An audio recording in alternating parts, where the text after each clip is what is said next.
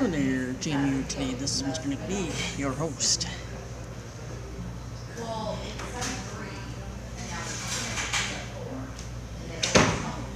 in a public setting here, so I'm going to be kind of quiet.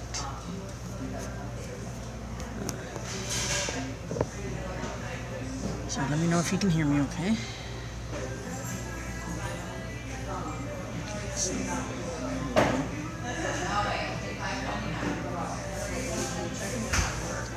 I got some interesting news for you guys. I'm going to big coffee.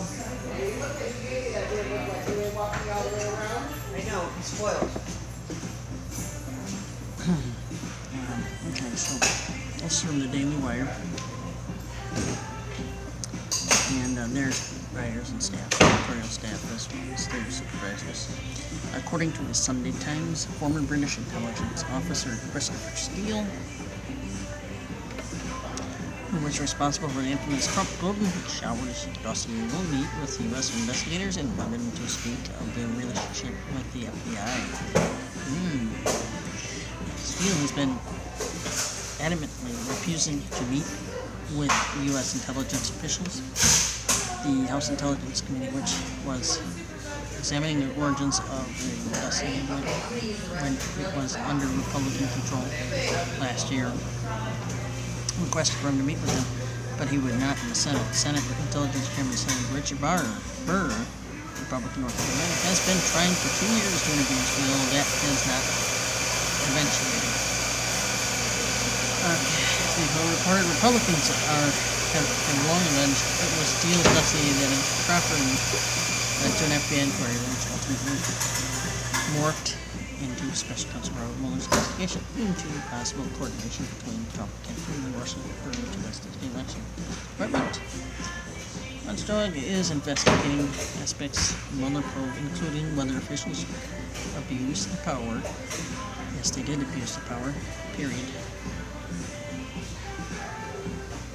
Okay.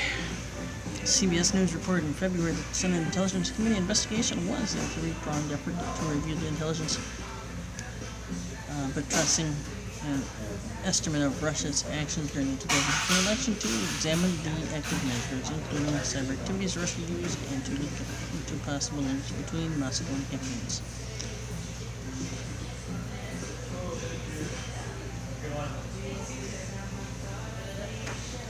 Okay, I'm going to jump right into another article, I think.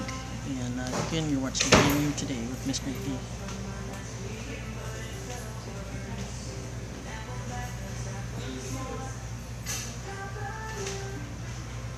Give me just one moment here.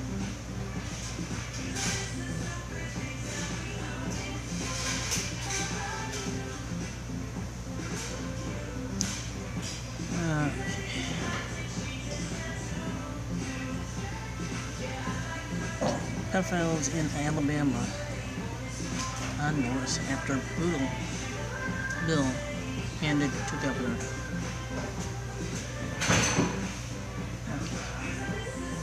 Pedophiles in Alabama on notice after brutal bill handed to governor. Let's see here. Alabama puts pedophiles on notice. Chemical castration bill delivered to governor's desk. Alabama has been ground zero for liberal theory these past few weeks, and if the left's ire over the state's abortion bill had died down somewhat, it could be rekindled if the governor signed the chemical mistress bill for sex offenders that was delivered to her desk. Ouch. According to United Press International, the speakers of would make any individual over the age of 21 who is in prison for molesting a child subject to chemical castration injections that significantly reduce the amount of testosterone the body produces before parole. Okay, I'm keeping my voice down. This is kind of a little bit of a sizzling report. I will do another report at another time. Probably I will redo this report at a later time where I can actually speak up a little bit. This gets kind of grotesque for where I'm at. Just trying to respect everybody's privacy a little bit. According to United Press, HB 379 would make an individual over the age of 21 who was in prison for molesting a child subject to chemical castration injections that significantly reduce the amount of testosterone body produced for parole. The state would also require the sex offender to pay for the treatment if the offender stops receiving the treatment would be considered a parole violation, which means a trip straight back to prison. According to KVN TV, the treatments would start a month before the individual was to be released from prison. The court would decide when and if the treatments would end. The bill passed the State House by a vote of 72 to 16 and the Senate by 27 to 0, according to legislature. That was legislature. Moments after abortion, lady tells baby, if we do something in this nation, if we do something of this nature, it would deter something like this happening again in Alabama and maybe reduce the numbers. GOP State Rep Steve Hurst, the man who introduced the bill, told WYAT TV, they have marked the child for life and the punishment should fit the crime. I agree.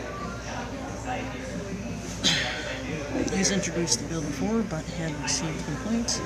I had people call me in the past when I introduced it and said, don't you think this is inhumane?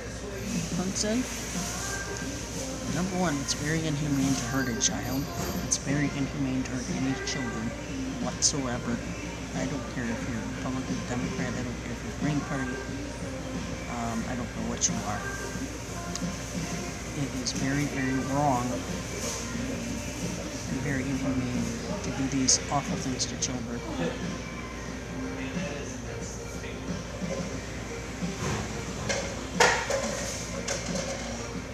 But I do have some issues with potential false reporting on some issues. Sometimes there's a parent, maybe they are, maybe they aren't, but just more investigation maybe needs to be done before that was determined. Only in some cases, and probably about 5% maybe. Anyways, I asked them, what's more inhumane than when you take a little infant child and you sexually molest the infant child when the child cannot defend themselves or get away? And they have to go through all the things they have to go through. If you want to talk about inhumane, that's inhumane. Good for that. Good for him. There's a video attached to this, but I'm not going to play it. Time constraints, and also I'm in public. I want to be considerate of others. They're just having a quiet time here at Big B.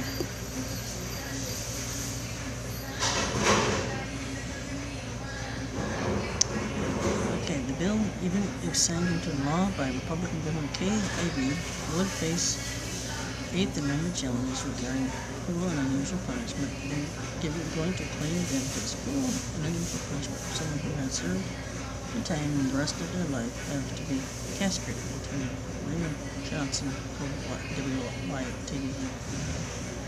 We claim easy. So, whether violates the 8th Amendment has never really been settled by the Supreme Court, but it's worth noting that a 2002 case in the Gmu versus Life found that a rehabilitative program that forced sex offenders to admit their guilt didn't violate the 5th Amendment. Protection against self-incrimination because it was a clinical rehabilitative program with a legitimate penological objective. Presumably, the same standard could apply in some way to the 8th Amendment and protections against cruel and unusual punishment. I don't think that's cruel and unusual punishment. The cruel and unusual punishment is against the children. Adults, you should know better. All adults should know better. That's also sexual misconduct. Absolutely wrong. Immoral. So anyway, there's also a thing here. This is from the Conservative Tribune, their writers, staff, and editorial advisors, supervisors. Do you support castration for sex offenders? I'm going to put yes. And it's not exactly cruel and unusual punishment when we're talking about a deterrent. No, it's not. These are dangerous criminals whose sick, predatory actions represent legitimate danger to the community after their release from prison. Chemical castration is certainly one way to lessen that risk once they get back into the community. Organic treatment, surgical castration, hormonal medication showed larger effects than psychological interventions when it came to treating sex offenders. I think that's an awesome idea because what happens is they don't have the amount of testosterone that they would have typically, so that they're not, if it's a man, they're not going to be able to do that as easily, versus giving them psychotic medications, which will just lead to more medications and not really help. It's just to mask the symptoms, really. I mean, if it's an illness, sickness, and it's a bad sickness and illness, and it needs to be treated differently from drugs.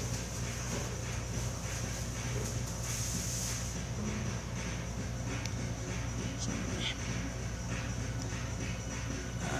one way to lessen that risk once they get back into the community. 2005 German study concluded that organic treatment, surgical castration, and hormonal medication showed larger effects than psychological intervention when it came to treating sex offenders.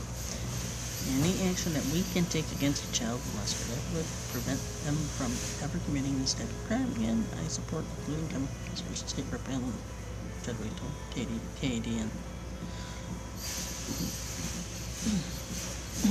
I think this bill is one of those steps to ensure public safety. Not likely to touch off as much debate as Alabama's abortion bill, but this is still going to cause a hue and cry from liberals.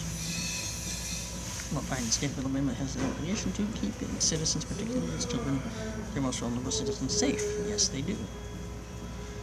This is just one way they're doing it. Okay, from the Conservative Tribune and the Writers' staff and editorial supervisors. Okay. So this is Mr. McBee with Gmu Today. How you doing, C. Beagle, D. Rob, Danny Boone, Care Love, Eddie Black, and all the rest of you guys? Hope you're all doing well. Peace out, guys. Love y'all. God bless. Take care.